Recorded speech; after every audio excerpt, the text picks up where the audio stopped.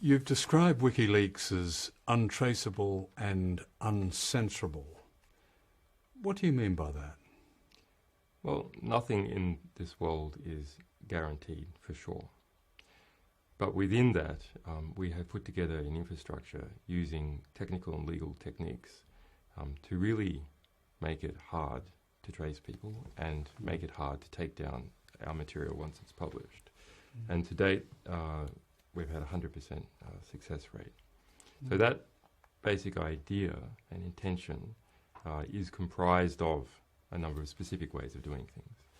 So for untraceability, this means people send us material in the post in a particular way, engaging in particular procedures, which makes it effectively impossible to trace. Or it means they submit material to us online and bounce the information through dozens of computers around the world, each computer encrypting its transmissions before it connects to another computer. So in this way, discarding identities as the information flows around the world. As it flows through different countries, we make sure it flows through Sweden and Belgium. And these two countries have specific source protection laws. In Sweden, as part of the Swedish Constitution, the Press Freedom Act, and in Belgium, a specific law dealing with the communications protections between a source and a journalist using any means whatsoever, including electronic transmissions. For publication, this means housing our servers in many different jurisdictions, such that any sort of interim attack on us, interim injunction, is not going to take the information down entirely. It may knock it out here, it may knock it out there. But we can put up servers and gain support and respond legally fast enough such that the information is not going to be removed from the public. And that has been what has happened to date. We have never lost a court case in any jurisdiction. Important thing to remember. But there have been interim attempts to injunct us. And while those interim attempts have gone on, we have managed to keep publishing. How many documents of real value have you been able to accept and publish?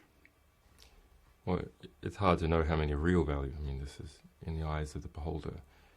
To us, all information that is true has value eventually.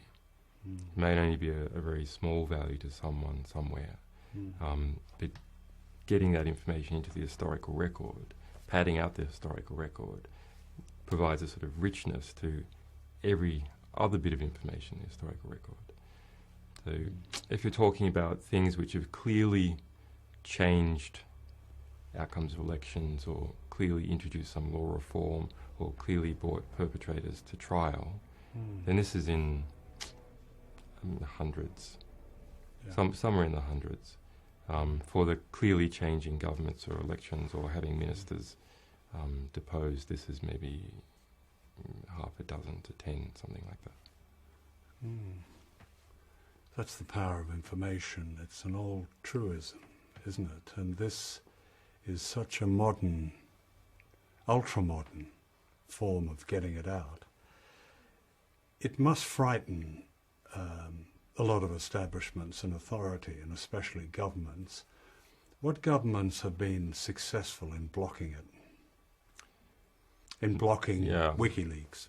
The governments that have clearly tried to interfere with readers' ability to look at what we publish and leakers' ability to give us stuff, China is the worst offender. China has the most aggressive, sophisticated sort of interception technology that places itself in between every reader inside China and every information source outside China. And so we've been fighting a running battle to make sure our information can get through. So there's all sorts of ways that Chinese readers can read our site. But the first thing that they try doesn't work. The first thing you would imagine doing, just go to wikileaks.org, that doesn't work. But variations on that do work. Iran has blocked us as well for a period. However, we are now unblocked in Iran. The Australian government has added us to their list of secret internet sites that are to be blocked once a national sort of filtering system is put into place. That national filtering system has not yet been put into place, but if it is, we'll be on the list. That's the only Western government, is it? There's also Germany. Has done a similar thing to Australia, and they're in a similar position where they're trying to get up this national censorship system. It looks like it's not going to pass constitutional review. It looks like it won't get up. But something important to understand is what happens in the West is privatized censorship. So, like most other institutions in the West, censorship has been privatized, and that means that big corporations go through the court system to get injunctions and use the coercive power of the state, the ability to deploy armed police to force a court order. They use the court apparatus to do that. There's other ways censorship occurs in the West, through economic pushes and so on. But to give a specific example, a private bank, it deals with wealthy private clients, minimum account balance of $1 million, hides their assets around the world to make sure creditors, ex-wives, police, tax department and so on can't get them. We revealed their trust structures in the Cayman Islands, the beneficiaries who set up the trust, how much money was in it, and so on. And they attacked us in the United States. In the courts? In the courts. So it's a Swiss Cayman operation using US federal law to try and attack us. They attacked the main registration URL that people are familiar with, wikileaks.org, because one of the companies involved in registering that was based in California. Right. And through that interim injunction, they did take that down for 10 days. Now, of course, we were still publishing on all our other URLs, still publishing successfully out of Sweden, but the thing that people were most familiar with was no longer available. And we then responded with a coalition of 20 lawyers and managed to turn that around. So quite an interesting result. It's not that the US justice system brings justice. It's not that the US justice system is always unjust, but you have to bring justice to the US justice system. And if you have a big enough coalition with enough money, you can force a good verdict out of it. But the initial verdict by the same judge was that we were to be shut down. It's interesting you mentioned justice there, because I was going to ask you where the idea of WikiLeaks came from, but I mean, having the sense I get from you is that you've been using the technology to mine this information, especially within authority, for quite a long time. But there's really something, there's another element to it. There is an element of justice seeking about WikiLeaks, it seems to me, almost a moral element. I won't go as far as saying as a crusade, but there is a passion about it that's not just simply transparency. There's something else. No, the goal is justice, the method is transparency. It's important not to confuse the goal and the method. So what I observed by looking at how the press worked and how successful activist campaigns worked is a very cheap and effective way of getting justice was finding information that people were spending effort on concealing and revealing it. Why do people spend effort on things? Well, because they believe it's going to benefit them. So when organizations spend effort to conceal something, they are making a statement. They're giving off an economic signal that if that information is revealed, it's going to have an effect. Well, otherwise, why would you spend the work? So in many of those cases, the effect that it will have is a push to reform the organization that is concealing some kind of abuse or some plan for some future abuse. And so by selectively going after that information, as opposed to all the other sorts of information out there, which there are a vast amount, we are able to selectively bring about just changed. The arrival of WikiLeaks coincides with a whole almost a sense of permanent war. The term permanent war, perpetual war, is constantly used now in the United States, where we have two wars running together, and other secret wars.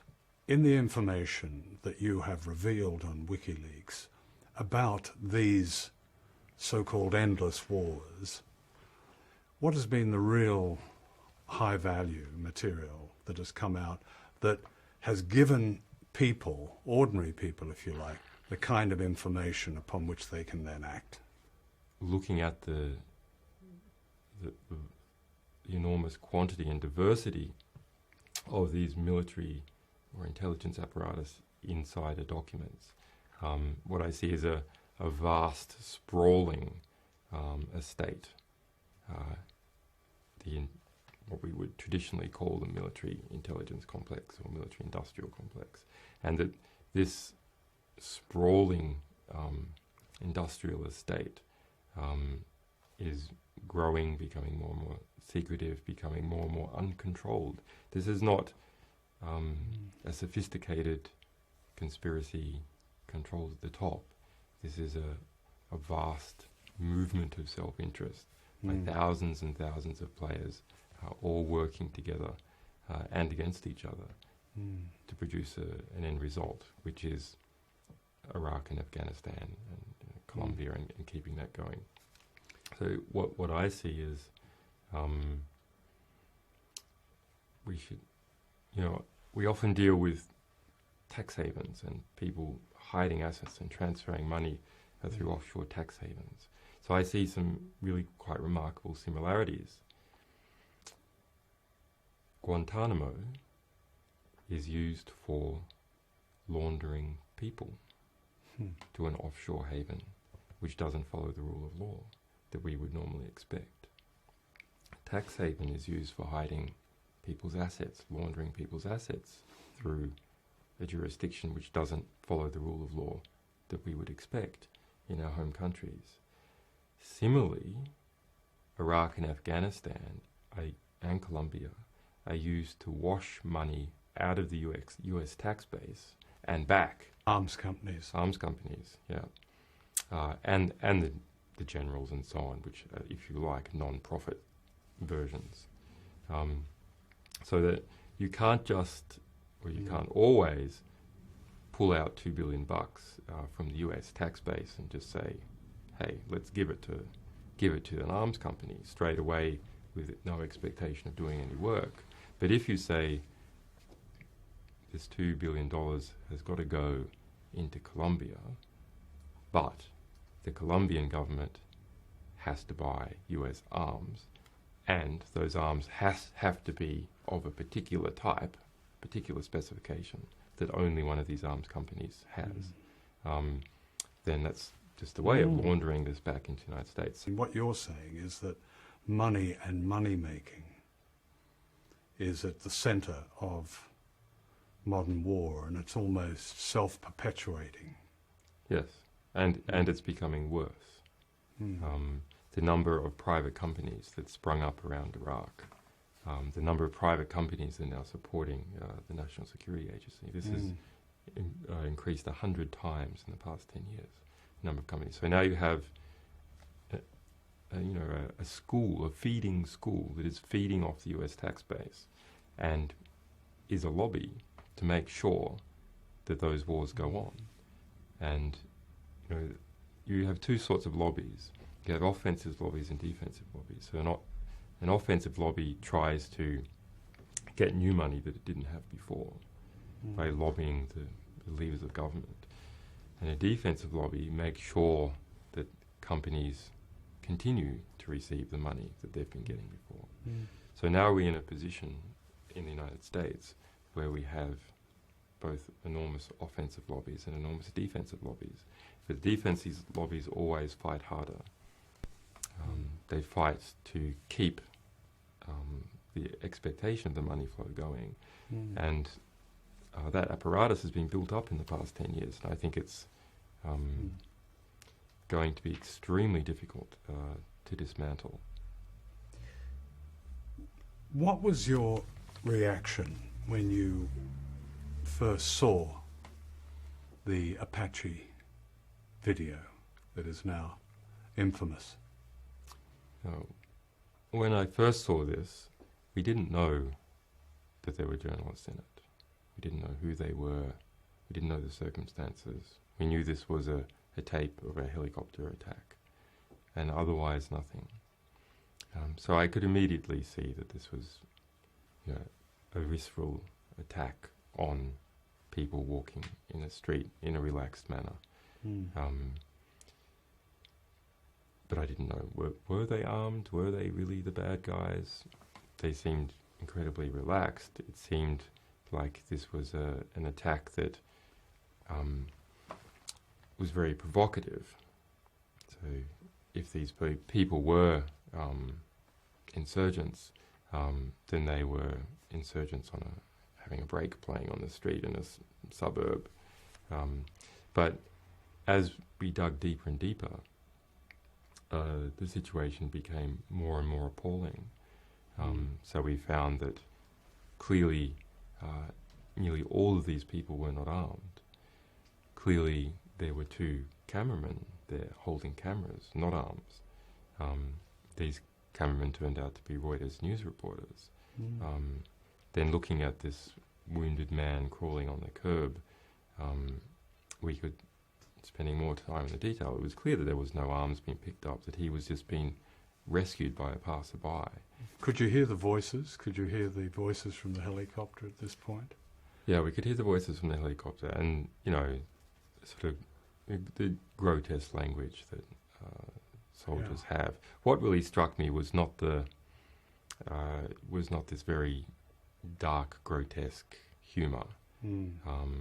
I can accept that people exercise black humour, very black humour sometimes in war. Rather, it was another day at the office feel to routine. All the proceedings, how routine it was to kill these 18 to 26 people, and that a whole street covered with bodies. The reaction to that was nice. This tape, for me and the other people involved, made nice a dirty word. So we just couldn't see something as being nice anymore when a whole street covered with carnage is nice. Nice, yeah. The reaction. Now let me ask you, what did you make of the reaction to it in the media, the mainstream media reaction to the release of this video? We've been involved in, obviously, many different stories that have produced fallout in the United States and in other countries. But this one was of a degree and of about a specific issue that we were able to sort of plot how all this unfolded and blew out and what the back reaction was. So initially, on the TV networks, there was an attempt to immediately downplay this.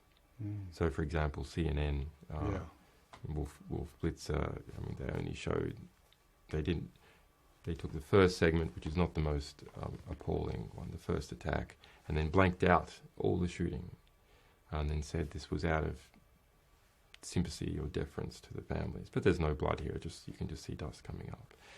And then immediately started apologising for the military, saying, "Oh well, it's hard for our soldiers," and a reminder that war is difficult. No condemnation, not even any request for an inquiry, which is the sort of neutral response. Well, we don't want to blame people before all the facts are in, although actually if you see the video, you've got most of them. But we want to know everything about this. We want this inquiry to be opened. We want a full disclosure. We want to know why this video was withheld from Reuters for so long. So we want to know, were the children who were wounded compensated? Did they leave? All these things, which have been sort of natural reactions, did not take place in the broadcast networks.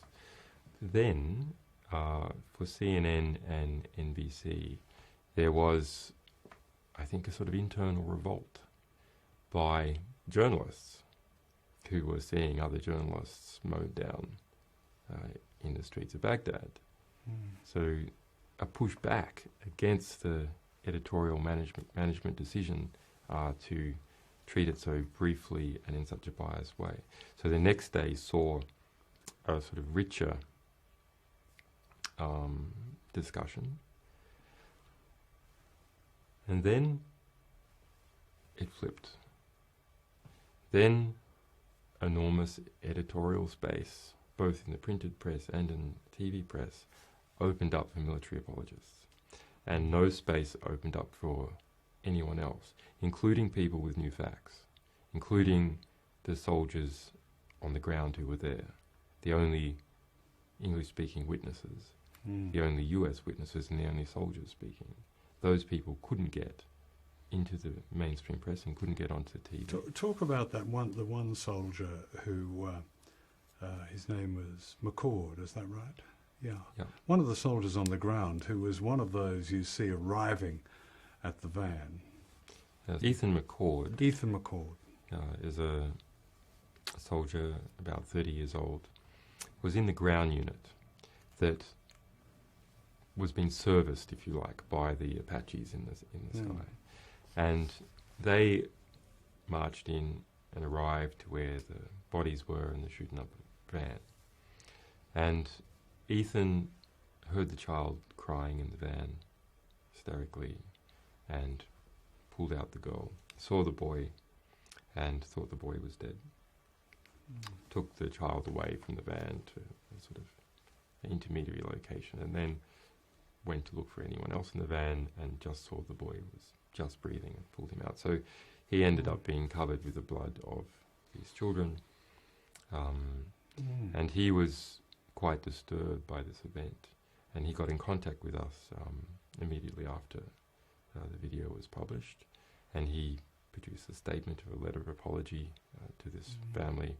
Of course, he wasn't involved directly with killing them, but indirectly. I mean, it was his unit that was being serviced by this Apache.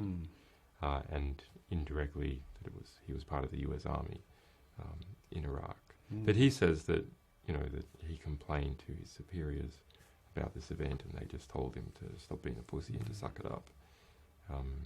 And he's tried quite hard to draw attention to what happened in the mainstream, to get the mainstream press interested in it.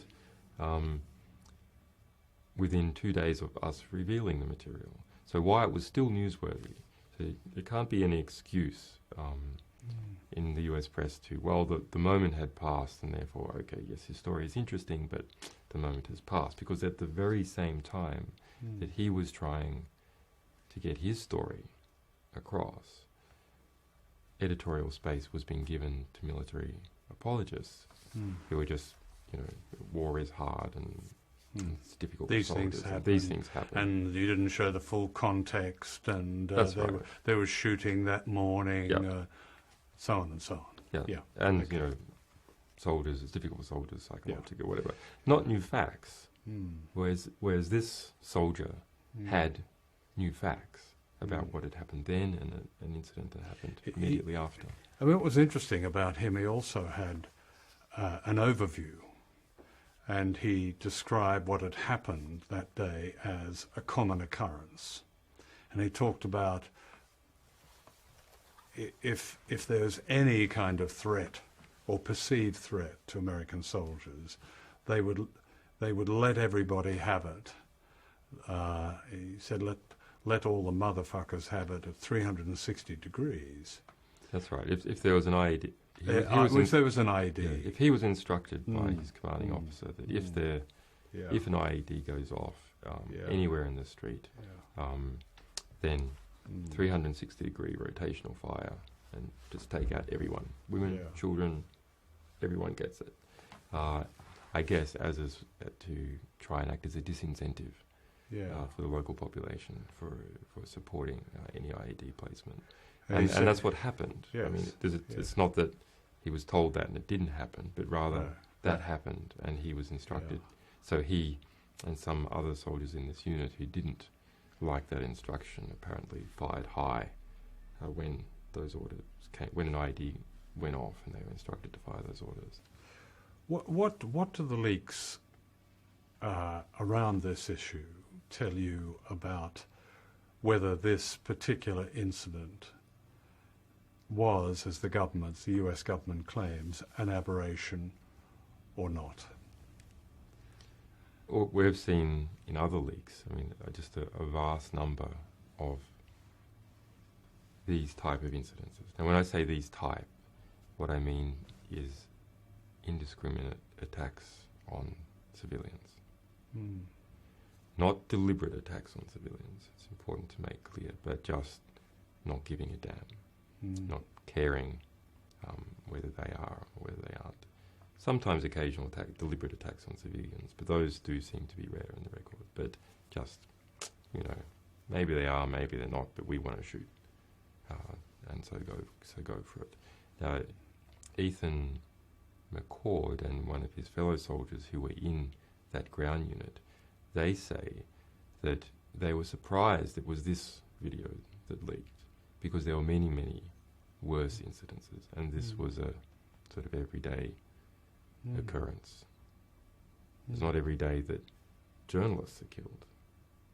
Although I did read the statistic that there have been 7 Reuters journalists killed in Baghdad, and all of them were killed by US military fire. But probably the only reason we are talking about this now is because there were 2 journalists there, and they were sort of trackable, and Reuters put in a Freedom of Information Act request.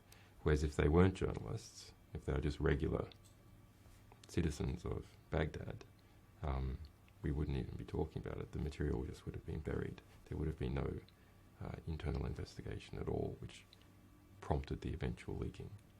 So this is a kind of tip of an awful iceberg in many ways, isn't it? Because a war like Iraq and a war like Afghanistan, if not directed at civilians, civilians become the casualties. They're civilians' wars in a sense, aren't they? There's this old statement that absolute power corrupts absolutely. And you can see from this video that when you're in an Apache with a zoom lens that can show you people's face from 1 mile up in the sky, and you have a 30mm cannon, and you shoot, and there's no effect against you, you can't even hear the screams. And when you get back to base, there's no discipline procedures against you. That when this happens every day, for days, for a year, of course, it's incredibly corrupting. And these people are shot in the same way that the everyday person walks over ants on the street, because they just seem to be irrelevant. They don't complain. There's no discipline procedure. And so as the war goes along, civilians do become just something to get rid of, because they're annoying or have no concern over. And while there are why some of these civilian massacre cases do achieve prominence, and then do find genuine concern by some of the higher generals or by other groups looking into them, that's not what we see for the everyday cases of civilian kills.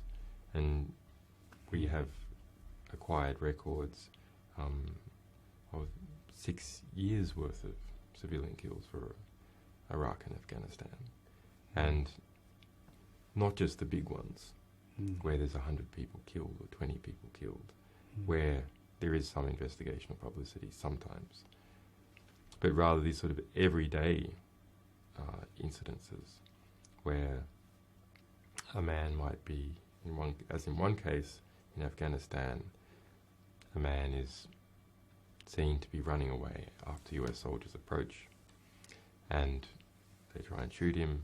The guns jam, so he's running towards the village. So what do? The guns have jammed. They get the artillery, and they shell him.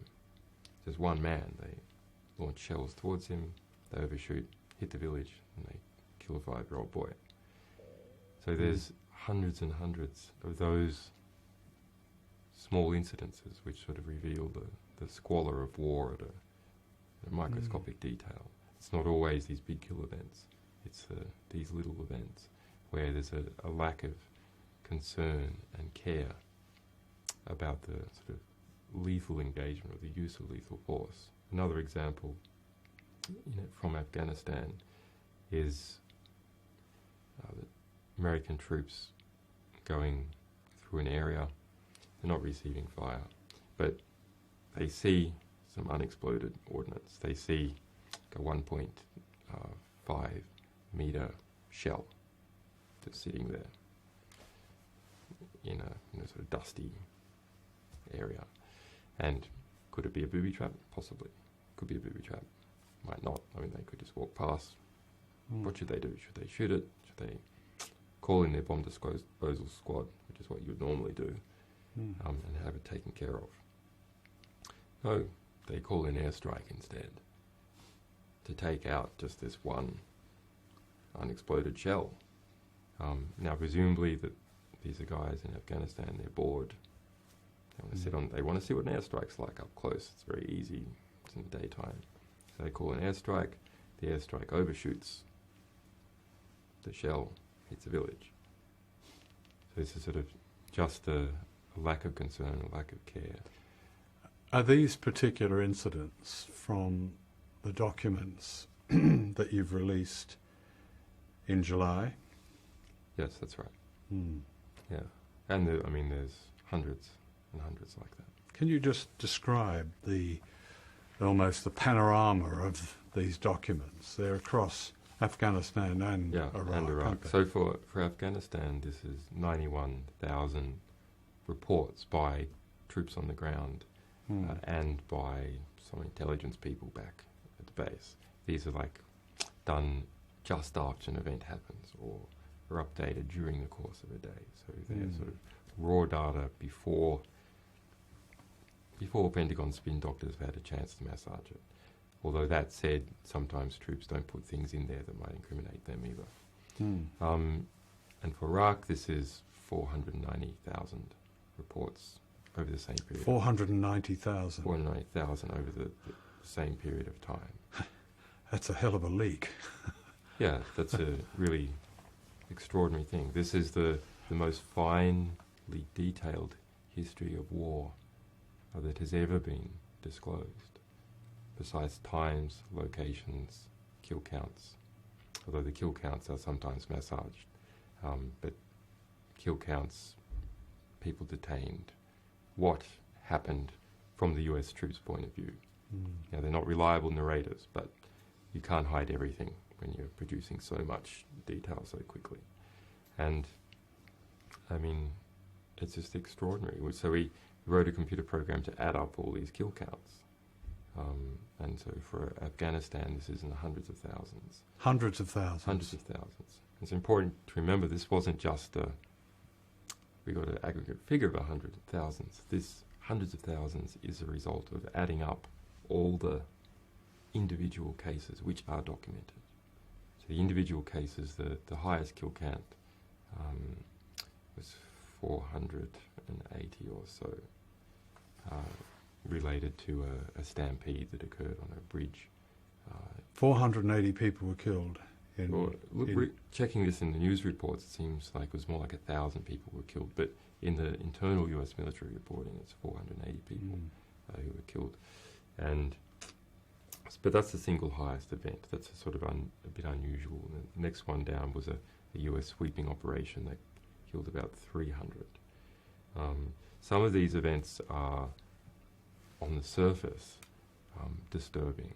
So the highest kill count event in Afghanistan killed 181 people in a US operation led by Canada called Operation Medusa in the December 2006, and that kill count of 181, there was only one wounded.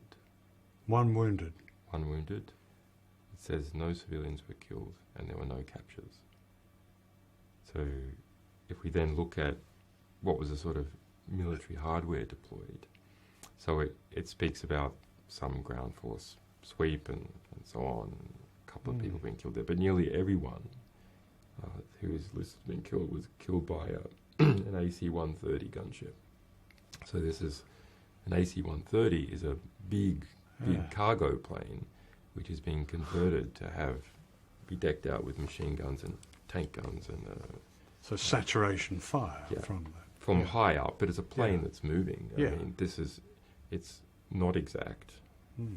And in the course of 3 hours, 62 people are described as being killed by this. And then there's also an unexplained missing 90 or so people. How they are killed is not established in the report, but they are listed as having been killed in two places. And do they call these all Taliban, the enemy? They're all called the enemy. Looking at that Operation Medusa kill, that broader operation, quite interesting. I mean, I hadn't heard about this before, but this was the biggest, according to the Canadian military, the biggest operation in Afghanistan post-invasion. But Afghanistan wasn't on people's radar in December 2006. Iraq was. But during that week, they say that they killed about 1,000 Taliban. But actually, what happened is that this was in a region of about 20k out of Kandahar, where there's lots of vineyards, and there was the government installed by US forces post the 2001 invasion had become extremely corrupt, and the local people had grown to support the Taliban in a sort of united effort to clean out this government. And then when US and Canadian and when ISAF, so the Allied forces, NATO. The Western forces came in, these people, not just Taliban, there do seem to have been Taliban there, but the local population were supportive. And so the men in the vineyards, the workers in the vineyards, were killed along with these others. And it seems to, if we read the press reports at times, some press say it's 50-50, 50% Taliban, 50% local people. It's pretty hard to gauge from the on-the-ground reporting. But we look at events like this leaked document shows, and we see something pretty disturbing. A lot of people killed, very little time, using indiscriminate fire, no investigation into 181 people being killed, the biggest kill on a single event in Afghanistan post 2001. It doesn't smell right. Yeah, I suppose those doing the killing, who I'm assuming they regard everybody as the Taliban or as insurgents. Well, the pattern. So who isn't? Children. The pattern we see in Iraq and Afghanistan, the very clear pattern, and it's not just me who sees this, but other war reporters, is that anyone who's a man and dead is an insurgent. That's how they're always listed on the reports, and it's only after there's some investigation, usually stimulated by the press or by a competing military reporting on it, then there's a sort of pull down from that number. Yeah. So, any man who is dead is insurgent or Taliban. Children, if their bodies are whole enough to see, and remember things like 30mm cannon fire will decimate a body, are listed as children, so they're not listed as insurgents, and women can go either way. And so, as an example, if we look at Kunduz, this is an airstrike that occurred in Afghanistan last year, where it was called in by the German military. Petrol tankers about 3 kilometres away from the German military positions had been put in a riverbed, and the local people were unlading the petrol from them, taking this off. Now, the allegation is that the Taliban hijacked these petrol tankers and were then giving the petrol to the local population, which is quite possibly true. I mean, maybe they're trying to curry favour with the local population, but the reality is there was over 100 people clustered around this tanker, taking the petrol, and they weren't going anywhere, they're sitting there. So airstrike was called in and killed most of these people. Yet, when we look at the internal military reporting by the United States, what we see is, in these leaked reports, 57 insurgents killed. When we look at the internal military reporting for the collateral murder, this Iraq massacre, which included 2 Reuters journalists that happened in July 2007, what we see is 14 people killed, and there were actually between 18 to 26 people killed, and all of them insurgents, except for 2 children who were wounded. And so even the Reuters cameramen were listed as insurgents. Yes. Until Reuters came in contact and said, "Hey, where's our cameraman?" Yeah. I mean, for you to receive that volume of documentation suggests that there must be something of a rebellion going on within the system. Yes. I mean, it's the one hopeful thing is, in fact, that there are good people in the US military. There are good people in military intelligence organizations. And some of those people have had enough. And so they provide us with evidence of abuse. And I mean, that's it's sort of another way of being a conscientious objector. And in fact, arguably a far more powerful way of objecting to the war. Yeah. And what about among journalists? Is there a rebellion amongst journalists? You said some time ago, I think, that journalists need to respect their readers and viewers. How do journalists, by and large, react to WikiLeaks? Of course, some are very impressed, obviously, but you've described, for example, the reaction in the United States with CNN and NBC and CBS and so on, as journalists being used to justify it. So how are journalists dealing with the arrival of WikiLeaks? Yeah, a very interesting mixture. So, it seems like all the good journalists support us and all the bad ones don't. But of course, maybe that's just my interpretation based upon their support. Probably a good interpretation. But it does seem that the more accomplished and independent the journalists, the more they are likely to support us. The more they are able, in fact, the more established they are as an independent journalist with their own independent reputation, that they can choose to take from one newspaper to another. They can choose to take from one network to another if they're stuffed around. It seems like the more they are able to state their support for us, whereas the journalists who are not in that position of freedom, that are more part of the group of the company, that they're company men, they're more likely to be critical. Because WikiLeaks is very threatening to systems. And the BBC is a system. The network making this documentary, ITV, is a system. So individual journalists, as opposed to the organisations that they're working in, are supportive of us in that they may be able to collaborate with us or use our material.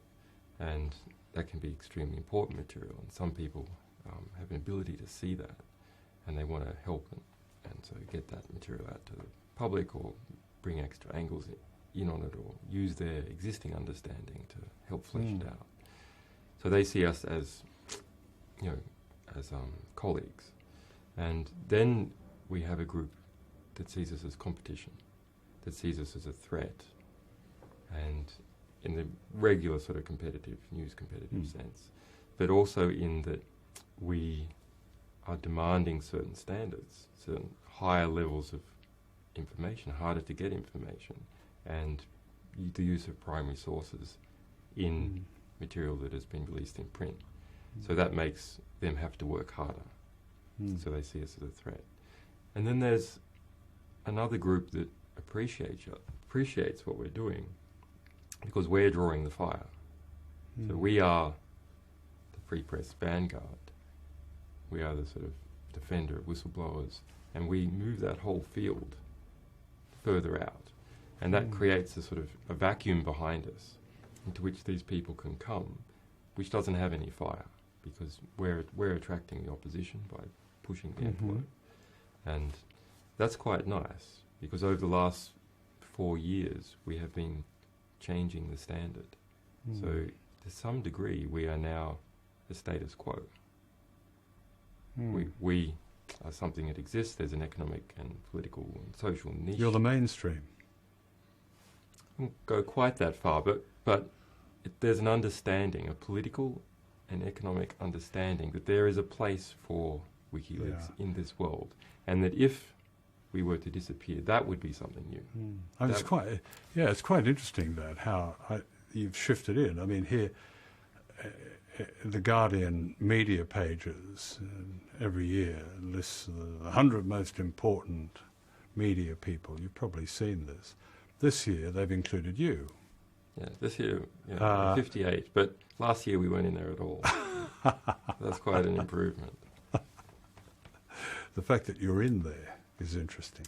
Very interesting. I mean, it's true we do have some influence, but I think it's also the case that those people in The Guardian, whoever put that list together, and I'm sure it's a totally accurate list, but I'm sure that's also a desire.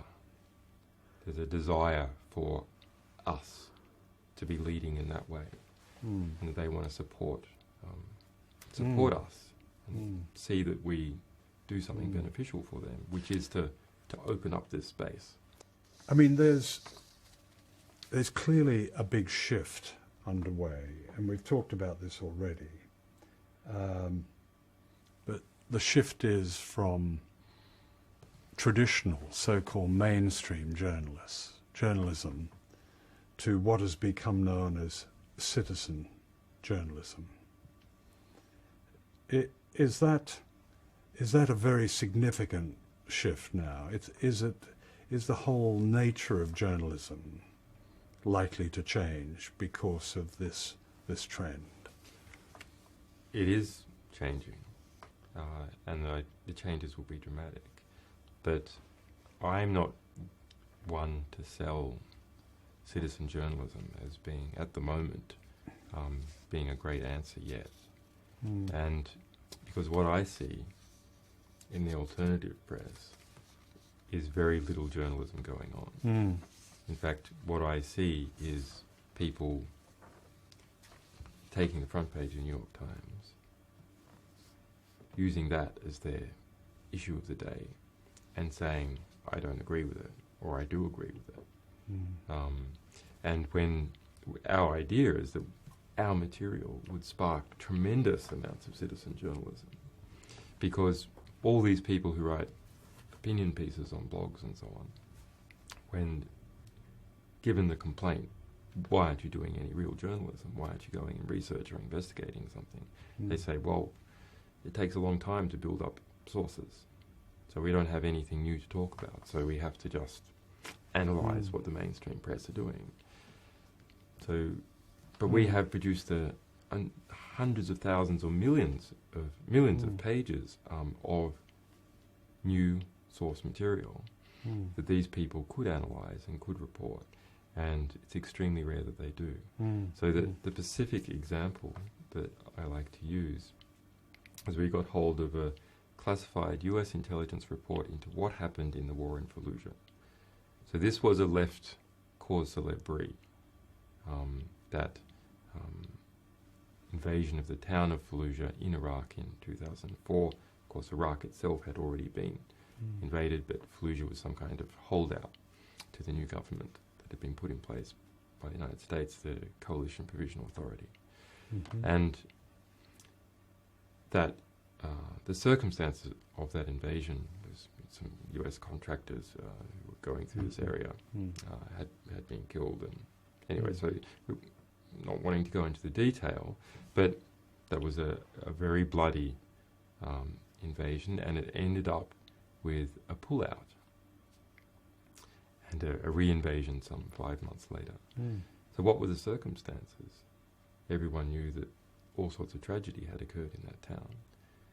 This report, in fact, revealed both how things progressed militarily, how things progressed politically, spoke specifically about Paul Bremer, who was the head of the Coalition Provisional Authority, the role of Al Jazeera in that town, the media war, as well as the on-the-ground war. The different tribal regions, classified secret via US Army ground intelligence. So we took this classified US intelligence report about Fallujah and released it. So all citizen journalists, academics, employed journalists could analyse it, write about it, call up the US military, ask them about it, ask the countries involved, human rights groups, what was going on, etc. This was the raw primary ingredient that you needed to actually do some journalism. And mailed this out to 3,500 people on our mailing list. And the result was not a single citizen journalist did anything. The first person to publish was a friend, Sean Waterman at UPI. He was the national security reporter. And then another 5 professional press journalists. Not all of them full-time journalists, some working for the Asia Times half-time and working for the Cato Institute half-time as an example of one of these 5. Yeah. But the bloggers, the political activists of all kinds, in fact, didn't do anything with this material. So, I mean, that's interesting. So real information can almost paralyse, as if they don't know what to do with it. Well, over time we are seeing that we're sort of training people up a bit.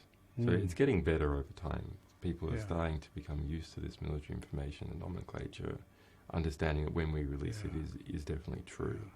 But a very surprising effect. I mean, that report, as an example, it looked good. It wasn't just that it had important details. It wasn't too long. It was only 30 pages. It was accessible. It had a nice map of Fallujah on the front, split into tribal regions. And no one picked it up? No one picked it up. And eventually, professional press picked it up. You're making some very serious enemies, not least of all a government engaged in 2 rapacious wars. How do you deal with what must be a sense of that danger? Do you ignore it, or do you accommodate it within yourself? So, not at all. I think, a lot of people say we're very courageous in our work. And I wouldn't reject that label entirely. We're not uncourageous. But to me, courage is not the absence of fear at all. Courage is sort of the intellectual mastery of fear by understanding. So we just understand what the risks are, and having understood them, we're able to navigate the path through them. One of my good friends who's a reporter for the Standard newspaper in Kenya, investigative head, whenever he is about to publish a big story exposing the Kenyan government, and the newspaper was raided by the police a couple of years ago, he publishes, he goes to Tanzania, he waits to see what happens. Eventually it becomes clear what's going to happen, and he comes back. If he doesn't understand the risk, if he understands the risk and he sees that it's relatively low risk, then he publishes and he stays in Nairobi. And so that's how we work. What do you do? Because you're, I would have thought, unlikely to go to the United States at the moment. Well, in July of 2010, I had 3 speaking engagements in the United States. including one at the Investigative Reporters and Editors Conference in Las Vegas. A panel there with Scott Risen, New York Times National Security reporter, and Valerie Plame was also on the panel. I cancelled my visit to the United States because of some information that was coming out from our sources within the US administration saying that it would be a danger to me to go to the United States. In the Pentagon recently, I asked the Assistant Secretary of Defense, Brian Whitman, this. I said, can you, as a senior official of the United States government, can you give a guarantee that the editors of WikiLeaks and the editor-in-chief himself, who is not American, that's you, are not in danger, that they themselves will not be subjected to the kind of hunt that we've read about in the media? And his reply in a nutshell, well, first of all, it's not my position to give guarantees on anything. I mean, how do you feel about that? Well, it sounds like keeping all options on the table to me. But they're not good options, are they? I don't want to dramatise this too much, but you're in a sort of unique position, in a way, aren't you? I don't think there's been a WikiLeaks before. There hasn't, and they don't know how to deal with us. And there's no, I mean, something that has preserved us is that there's no, in the United States or in any other country, there is no department to deal with WikiLeaks. Yeah. Most of those government departments are split up into regional focuses. So there's no sort of specialist in dealing with what we are or understanding what we are or understanding how to deal with this. But, I mean, there are serious statements coming out of the US administration under the surface that imply that they would not follow the rule of law. They would not follow the rule. Implied that they would not follow the rule of law, and that is a serious matter. There's a certain record there, yeah. And there were senior figures like Cy Hirsch giving me warnings, a famous US national security reporter. And so, I mean, we listened to those warnings and took appropriate security precautions. That said, I think our political position in countries like United Kingdom, Australia, Iceland, Germany, and other countries with less strength is such that it is impossible to, arrest me here in the United Kingdom. Politically, it is just not possible to do that. Now, why some intermediary bureaucrat might do it and not understand the political risk, eventually the matter would be pushed up high enough, and people with better understanding of politics will go, do not do that. That's just going to create a terrible political dilemma for everyone concerned. Don't do it. I note your preemptive strike in response when you posted on WikiLeaks a leaked Pentagon document that says that the US intelligence intends to destroy WikiLeaks. And the words used are that they would wanted to fatally marginalise the organisation. And destroy our centre of gravity by using sort of military language, which is what they say is the trust that sources and public have in us. If they can destroy that, then they can stop US military whistleblowers coming to us. And they say the word whistleblower. I mean, they're not talking about or at least not just talking about unauthorized disclosures, which may or may not be revealing abuse. They are saying whistleblowers, people who reveal abuse. They give examples. Examples given are Guantanamo Bay, when we released the main manuals for this, which revealed that they are hiding people from the Red Cross, falsifying documents and so on. Fallujah and abuses that we revealed there, and a number of other cases. So they are upset with us because we are revealing abuses and embarrassing the United States military. So we released that report, which was written in 2008. We released this earlier in 2010. as you know, maybe as a preemptive strike. I mean, it's putting them on notice, and by us releasing that, there is an understanding. You know, that didn't come from nowhere. That report clearly came from some intelligence insiders in the United States. We have support inside the US intelligence community. So it is difficult and dangerous for people within the US intelligence community to try and investigate us, because there will be dissidents that will step forward and reveal that. So they have to tread very carefully.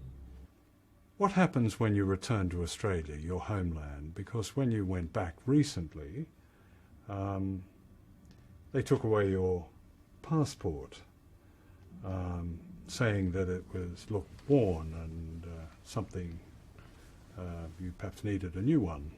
But miraculously, you didn't need a new one. They gave it back to you sometime later. Yeah, and just a little bit after that, they also searched my bags and made references to the Ministry of Foreign Affairs and Australian Federal Police, specific information that had to have come off their database file. So it's quite interesting. In Australia, I mean, there is a sort of patriotism in Australia that is proud of WikiLeaks and proud of me.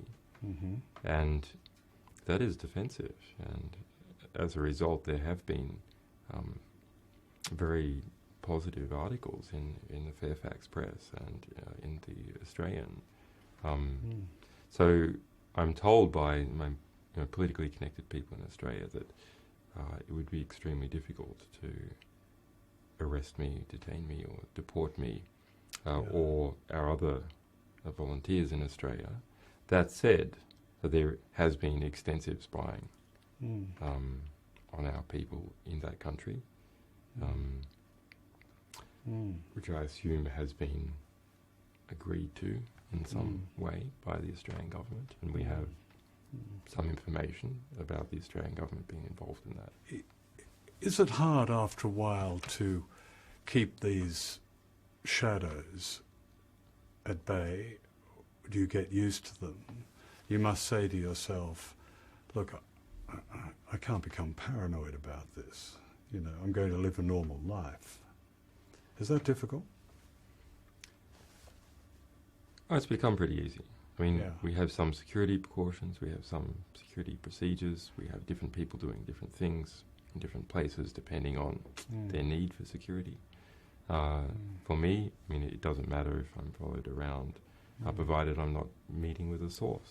Quite a few BBC journalists who have got in touch with me and want to talk about the pressure within the BBC. In other words, they represent the kind of rebellion that you're describing. What would you say to people like them in an institution like the BBC, or indeed journalists who are led by their conscience or just by their professional integrity within certain organisations? What would you say to them?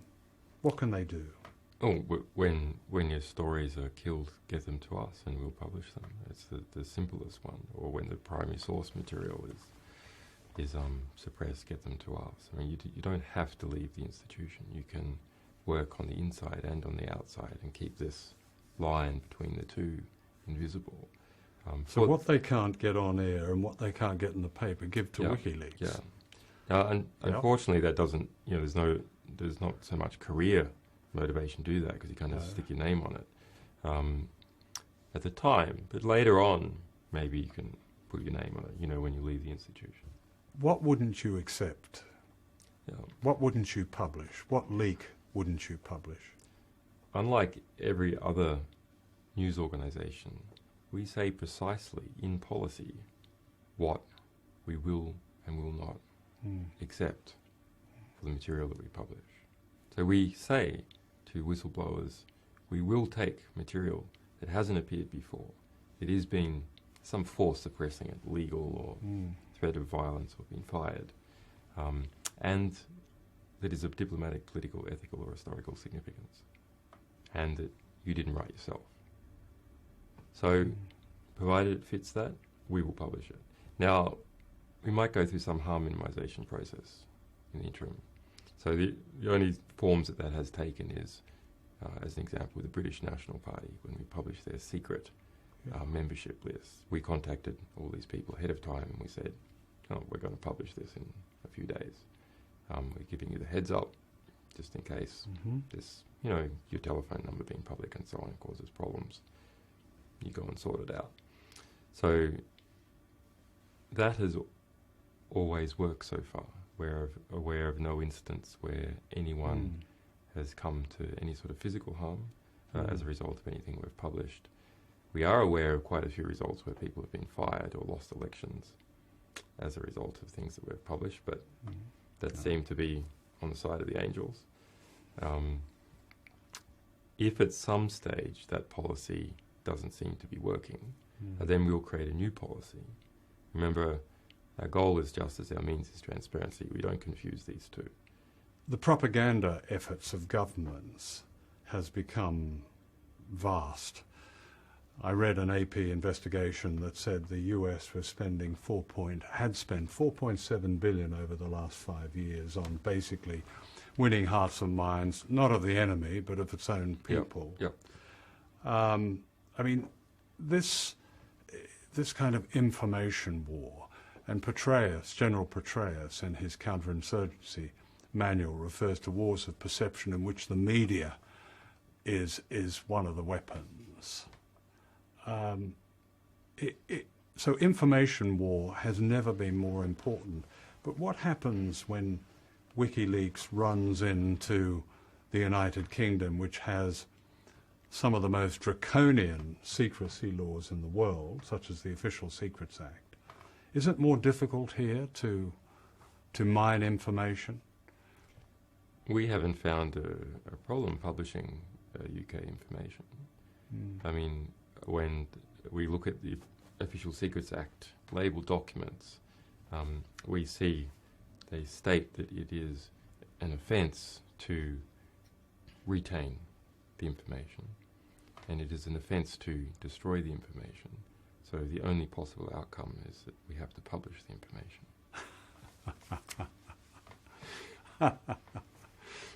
And that's what you've done. Which we have done on many, many occasions. I noticed one of those that I had a personal interest in was one that from the Ministry of Defence, classified document that equated terrorists with investigative journalists as threats. And Russian spies. And Russian spies. Yeah, as in fact, in many sections of that report, investigative journalists are the number one threat to the sort of information security of the Ministry of Defence. That was a 2,000-page document on how to stop leaks from the Ministry of Defence, which we leaked. I didn't know whether to be offended or honoured. Well, it's nice to be having an impact.